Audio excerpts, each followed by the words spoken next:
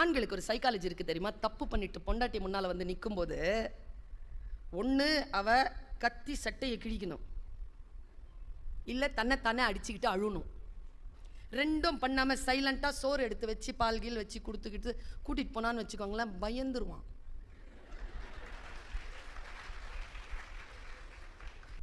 ஆண்களுக்கு சண்டை போட தெரியாது தெரியுமா? சத்தியமா தெரியாதுங்க. அப்பதான் ஆரம்பிச்சிருக்கோம் சண்டை. இப்ப கடைசியா நீ என்னதான்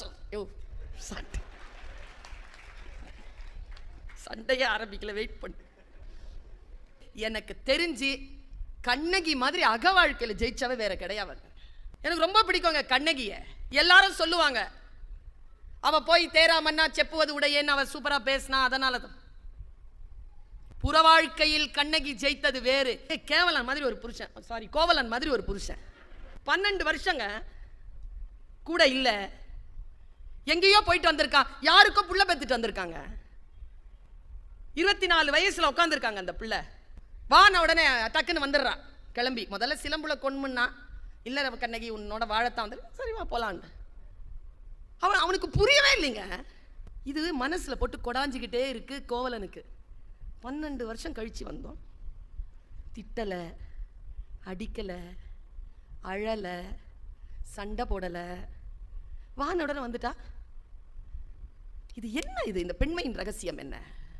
புரியவே இல்லைங்க அவனுக்கு. எனக்கு தெரிஞ்சு கோவலன் செத்த இடம் அதான்.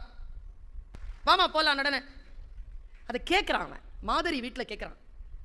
கண்ணகி ஒரே ஒரு டவுட்டு, சாவ போகிறான். ஆனால் நல்ல ஆன்மா போல இருக்கு. சாவும் போது சில டவுட்டை கிளியர் பண்ணிட்டு போயிருக்கான். சில பேர் டவுட்டு கிளியர் பண்ணாமே செத்து போயிடுறாங்கல்ல, ஆவியா அலைவான்.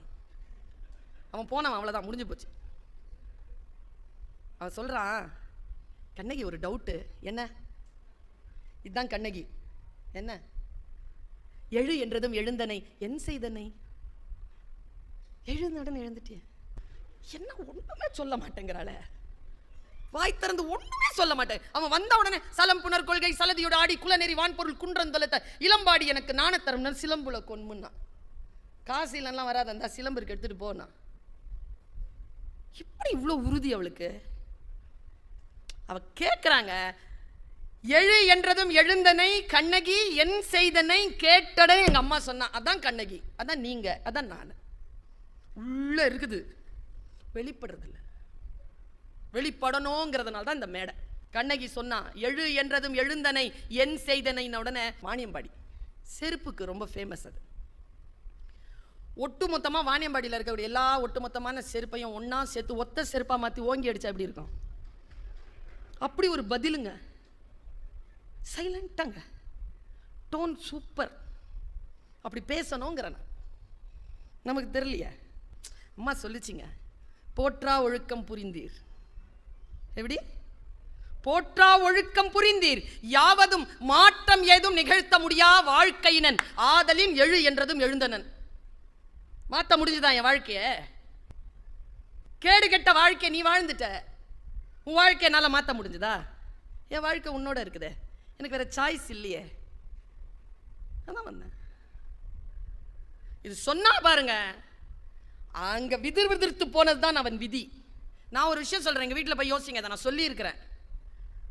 கோவலனை கொன்றது கோவலனின் தீ ஒழுக்கம் கிடையாது, கண்ணகியின் நேர்மை. இதுதான் வல்லமையான சொல். எப்பொழுதும் நாம் யாருடைய வாழ்க்கையை எப்படி பார்க்கிறோம், நம்முடைய வாழ்க்கையை நாம் எப்படி செலுத்திக் கொள்கிறோம் என்பது. நான் சொல்றது பெண்களுக்கு புரிய வேண்டும்,